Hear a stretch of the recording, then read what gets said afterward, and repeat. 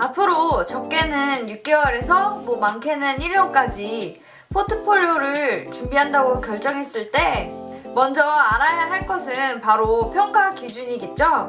먼저 영상마다 제가 말을 하지만 가고자 하는 학교의 포트폴리오 관련된 페이지를 보면 꼭 나오는 평가 기준들이 있어요.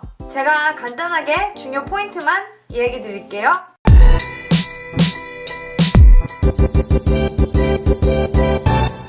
요즘 점점 더 지원자가 많아지는 추세예요. 특히 캐나다, 유럽 중심으로 디자인으로 유학 가려는 분들이 늘고 있어요. 나중에 이민까지 생각을 하시고 가는 분들이 많다 보니까 학교 지원도 한꺼번에 하고 그리고 포트폴리오도 여러 군데에 한꺼번에 넣는 경우가 많아요. 그래서 그런지 학교마다 점점 더 요구하는 것들이 많아지고 그리고 좀 더 차별화된다고 볼 수 있어요. 그렇지만 공통적으로 미국, 캐나다, 유럽 모두 포트폴리오에 자기 자신의 이야기, 내레이티브, 자기 정체성, 개인적인 키워드 이런 것들을 요구를 해요.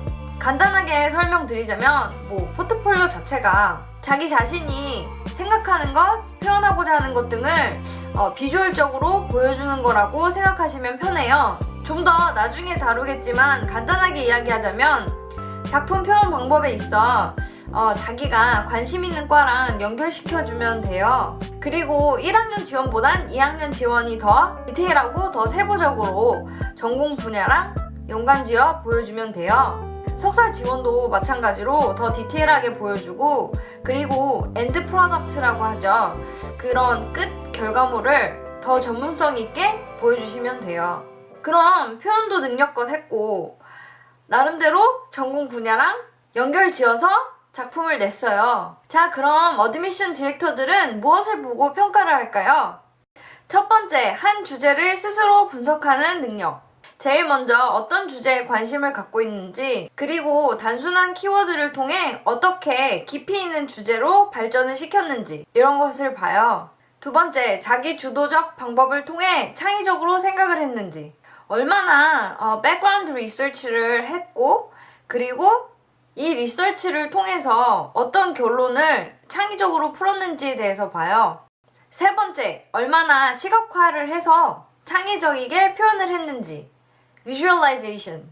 내가 생각하는 부분, 생각이 발전되는 부분을 그림, 콜라주 아니면 스케치 이런 것들을 통해 어떻게 표현했는지에 대해서 봐요. 네 번째, 문제 해결 능력. 특히 디자인과를 지원하는 학생들 포폴에서 이 부분을 제일 비중 있게 다뤄요. 어떻게 리서치를 했고 그것을 통해 문제 해결 능력을 어떤 식으로 보여주는지.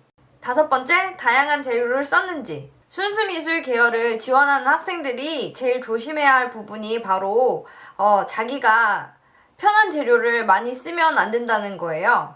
대부분 학교에서는 얼마나 다양한 재료를 썼는지를 꼭 보기 때문에 이 점을 참고하셔서 작품에 여러 가지 재료를 다양하게 써보는 거를 추천드려요.